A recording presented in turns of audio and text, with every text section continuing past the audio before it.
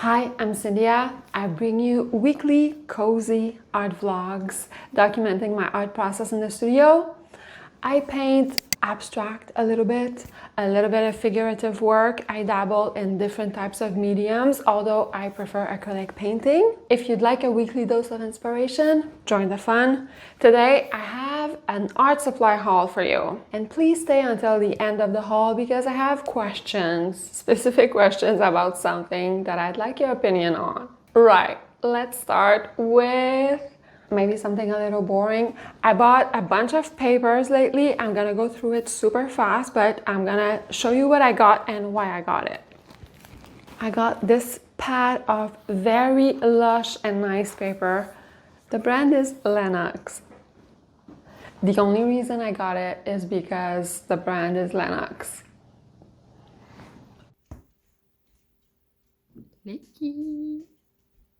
I love my puppy and just it spoke to me. It's great quality paper, 100% cotton, 250 GSM. It looks great for watercolor and ink work or for pretty much anything. So I can't wait to get into this and do maybe some really beautiful florals in ink or watercolors. It's very inspiring to work with a great quality paper. This is a very affordable option for watercolor and ink work. It's by Strathmore. It's called Visual Journal. It's watercolor paper and it's a 9 by 12. It's one of the thickest affordable watercolor paper that I've found.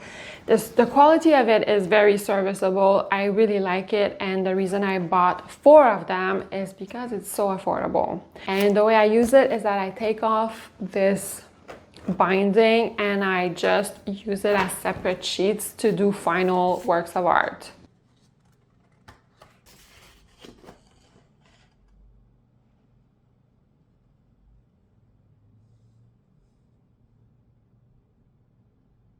I know a lot of you discovered my channel through my oil pastel tutorials, and this mixed media sketchbook by Canson is what I recommend for oil pastel.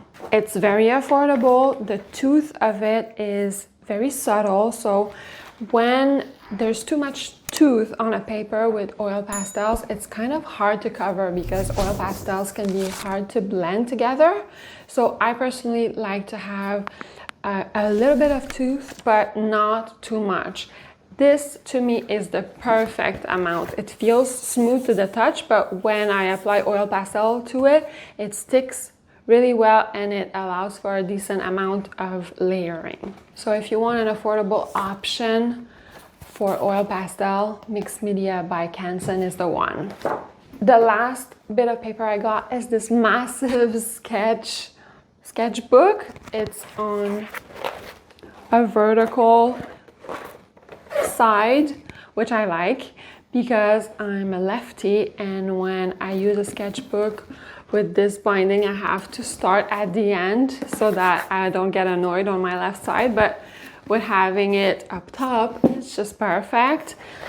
It's by Fabriano. It was super affordable. It's 90 GSM and I want to use this mainly for charcoal. It's a nice off-white color and I want to use it for drawing really fast and expressive charcoal portraits, I think. There's so many sheets and the price was right, so I'm not gonna feel too precious about it. Before we get to the more interesting art supply stuff, I did want to mention that I got a portfolio like this. I have many of these and I love them to store my artwork on paper. I feel like it's the ideal way to store them. They don't stick together. They're well protected by the plastic. You can stuff a lot of things in there and they're not crazy expensive. It's never really exciting to buy a portfolio, but I find that when I want to go back and look at my artworks, it's just so fun to flip through a portfolio like this and know that your stuff is well protected. I also have a label maker where I try to keep them in categories somewhat organized, and they have it in huge size, small size, I have a whole bunch of them. I got a set of Prismacolor Premier colored pencils. I'm not an expert in colored pencils, but I heard that these were good. I think I'm gonna swatch them just to get a sense of the texture. I mainly use colored pencil in mixed media. I have really cheap colored pencils right now, so I'm curious to see how these compare.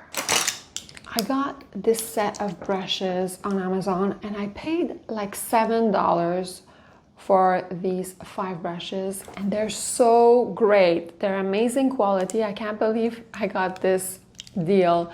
The initial price was $16, but there was like, or $16 or $17, but there was a $10 off coupon on Amazon for them. I was looking for a set of specific brushes and I looked on Blick or a different art supply store online, and I couldn't really find what I was looking for, and that's when I went on Amazon to look. I don't have an affiliate link or any of that stuff. I'm just saying, go on Amazon. Sometimes there's really great quality stuff for a good price. These are gonna last me for years.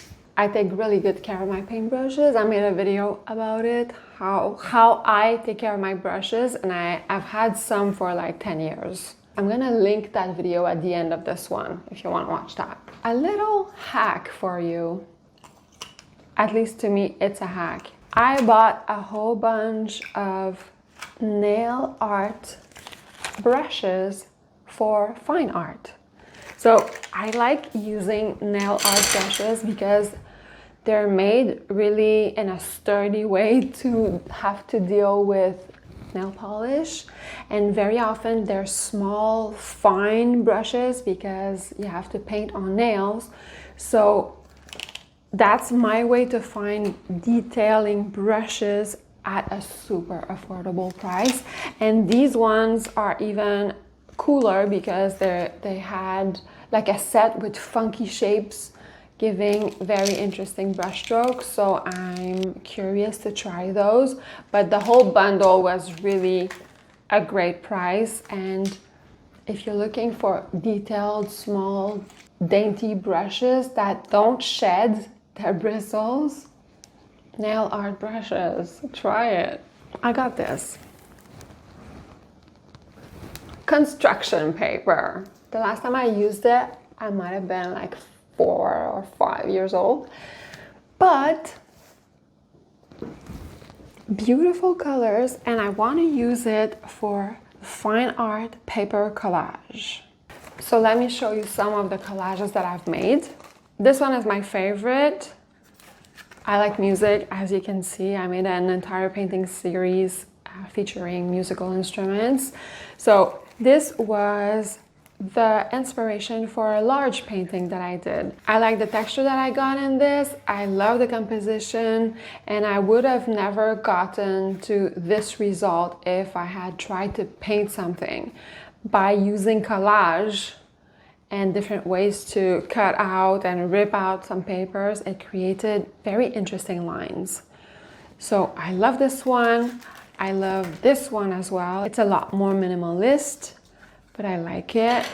Some are not as conclusive. I tried to draw at the same time as using the collage, but it's really interesting to explore texture when you rip some pages out of magazines and come up with different compositions just by doing a little bit of collage.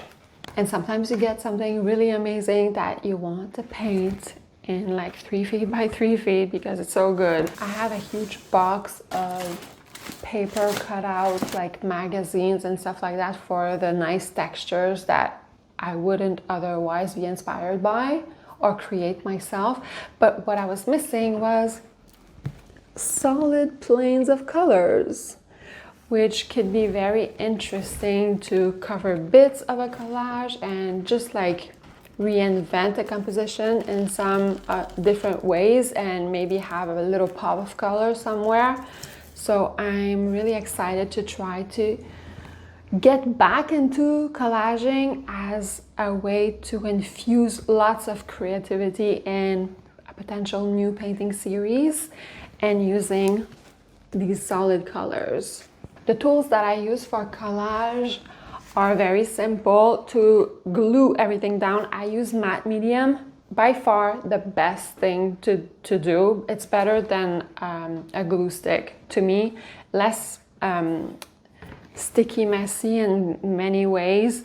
So I use a little bit of this with a brush, and I can stick the paper on my surface, and once I'm done I could use matte medium as a varnish to keep everything together. And as a surface, I've tried so many things, but as you can see, these tend to warp even if it's a really thick paper, cardstock.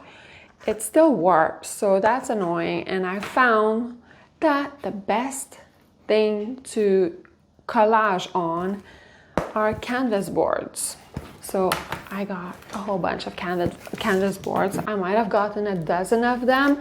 I do like a good square painting, so I got quite a few in 8x8, but I also have a few 8x10s. I don't like working too large when I do collage, just because I like doing a lot of them for exploration and just not overthinking it.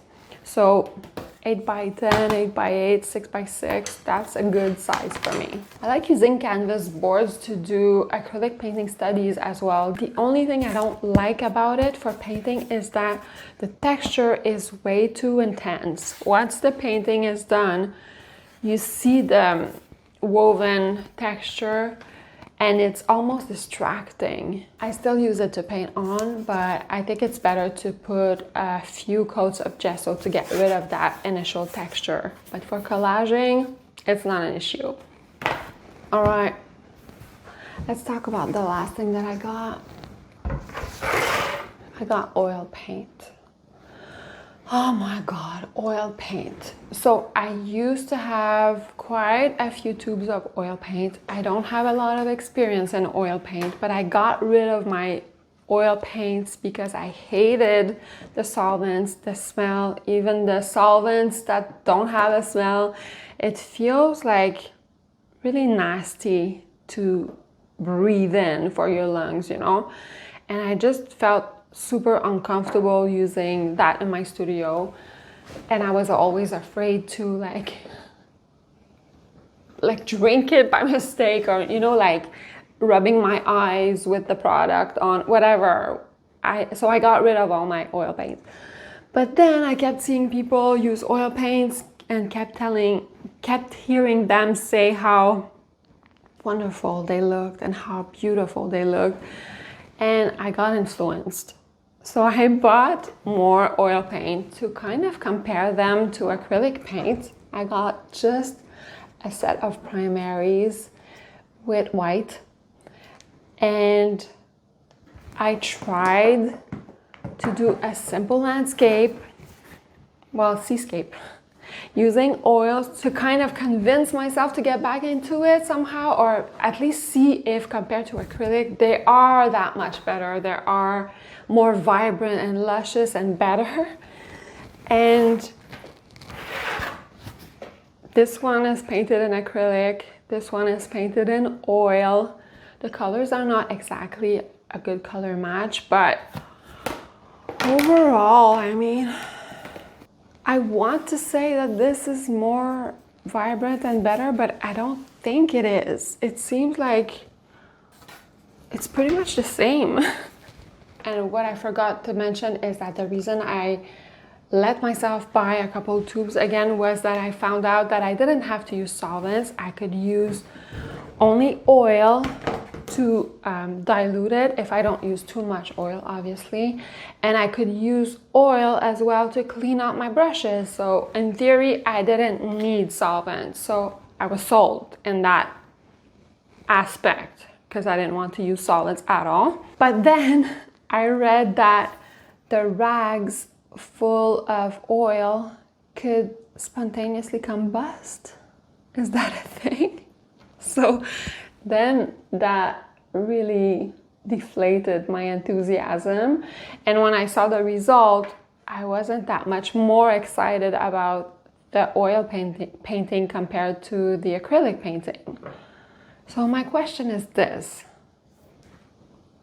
what's so amazing about oil paints? Am I missing something? Is it just the process where they're easier to blend together or take longer to dry, so you have a lot more time to work your paint? Is it really the process itself and not the result that it's all about? Because I'm clearly missing something.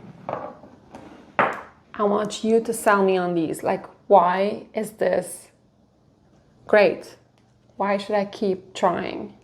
Because right now, I don't really want to keep trying. They're harder to clean. There is a stronger smell than acrylic paint just from the paint.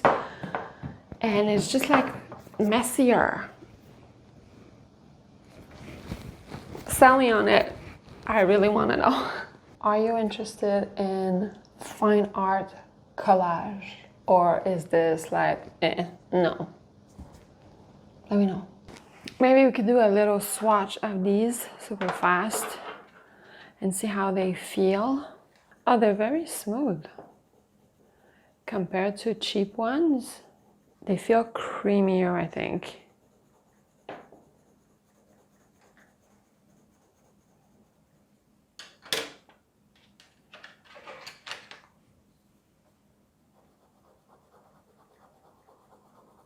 Oh, this is the best creaminess so far, this green, and it's a really nice deep green. There's also another brand that I'd like to try. I forget the name. I bought this limited small set just because I wanted to try them and I wasn't sure which of the two I would prefer. These two colors are a little bit too similar though. I wish in a limited set like this that there would have been something more of a pinky purple. I really don't use colored pencil a lot or enough, I find.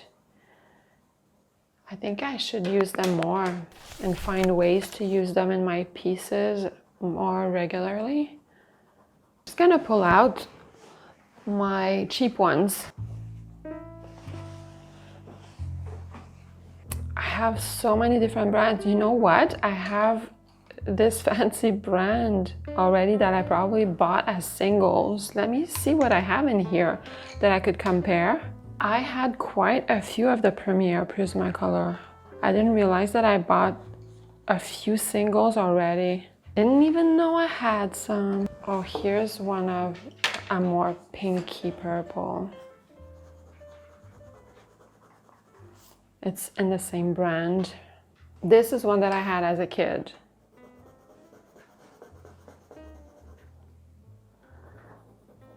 It seems so similar. This is called Violet. Violet. It's this one, I think. They're so similar. I've had this probably since I'm 10 years old. This one as well, since I'm 10 years old. I don't see a difference between the cheap ones and the great ones. Am I weird? Let me try to see if I, by chance, bought maybe a different brand. What is this? Faber-Castell. Polychromos. That's the ones I wasn't remembering the name. So I have a few of them. Oh yes. Let me pull them out and compare to the Prismacolor Premier. We have two reds that we can compare because they look very similar. That's good. Prismacolor. Very smooth, very pigmented. It seems a bit drier. May vary from one to another though. So, again, let's start with Prismacolor. Very creamy, pigmented.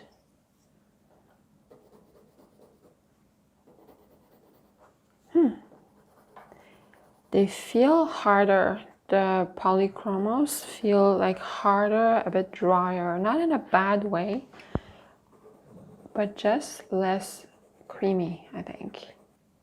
This is the basic set that I bought minus this color, so all these primaries. It's very nice. Little did I know, I have pretty much all these as Prismacolor Premieres as well. I have a bunch I didn't know about. I should start using them up. If you know the difference between those two, the Prismacolor and the Faber-Castell Polychromos, let me know in the comments. I'm curious to see like what your thoughts are. I don't really have that much experience with colored pencils, and I'm sure that one brand is better for certain things than the other, you know, like maybe one blends better or whatever. I'd be curious. Let me know. Right now, let me show you. Last week I painted this, and I was talking about minimalism, desaturating colors. Not gonna go through the whole thing. If you're curious, go watch the last vlog. I had time to think, and what I wanna do first is to kind of play around with this a little bit to improve it just a little bit more. If I can improve it like 5-10% more, I'll be happy. I'm gonna get rid of this, trying to match this green here so that there's more of a continuity and less distraction. And I think I'm gonna work on this color. I don't like this color in the middle. So getting rid of this, working on this, see if I can get a little bit more cohesion without getting rid of this, because I do like that. Just gonna do minor changes and see how it feels.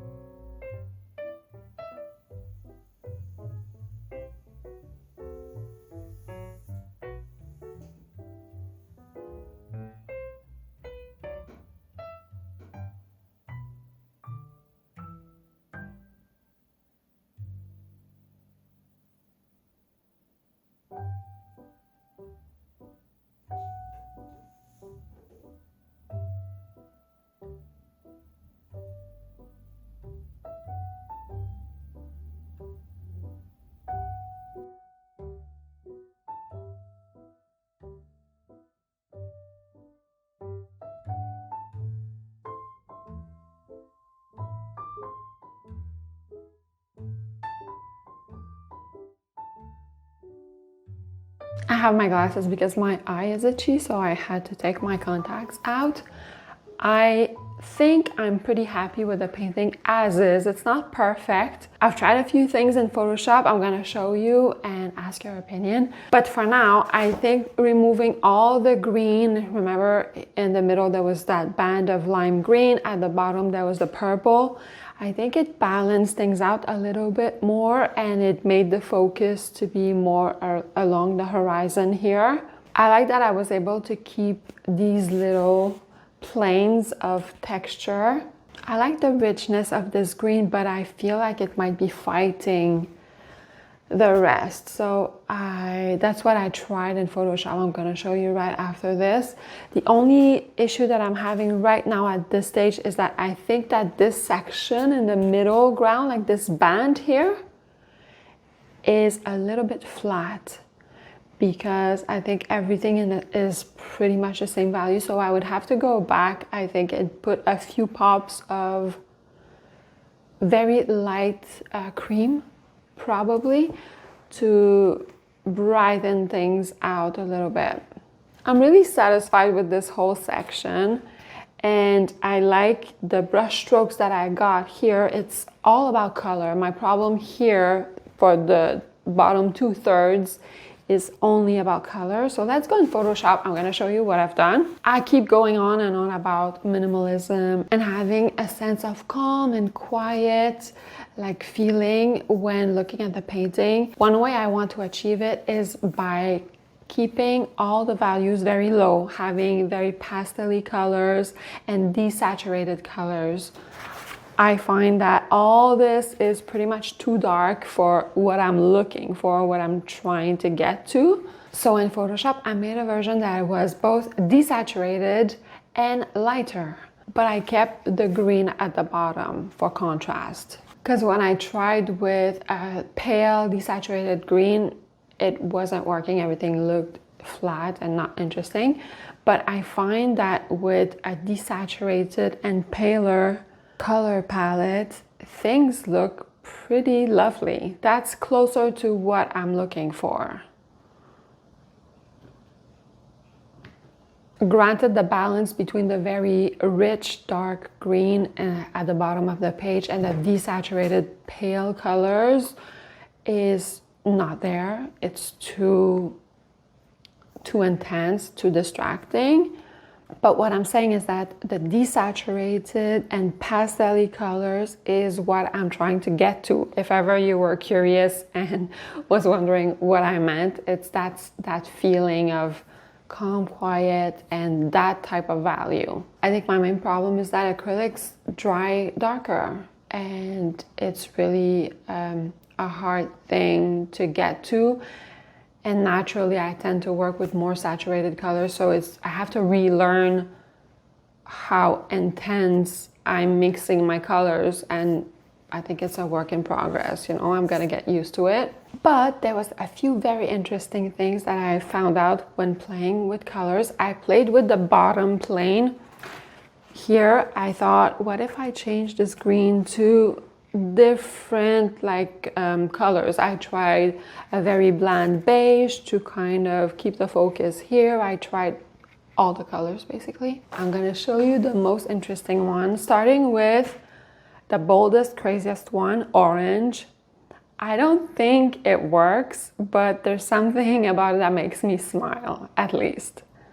I just wanted to show you, it made me smile, but I don't think it works. What I was very surprised by was this rich dark brown. It's almost a burgundy brown, and it made everything else pop so much. It created a really big focus on the meadows and the middle ground, and even in the far horizon. It kind of framed the painting, and it created that richness and that sense of autumn landscape.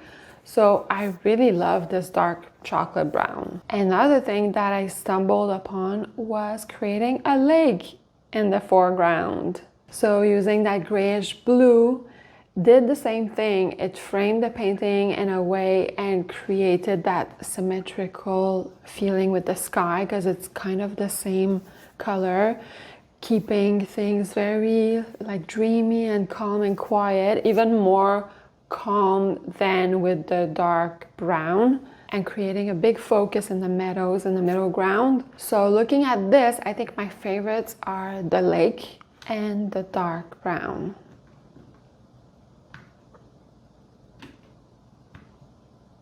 I think the green works in some way, but I would have to work this a little bit to create lighter planes so that it would pop a little bit more.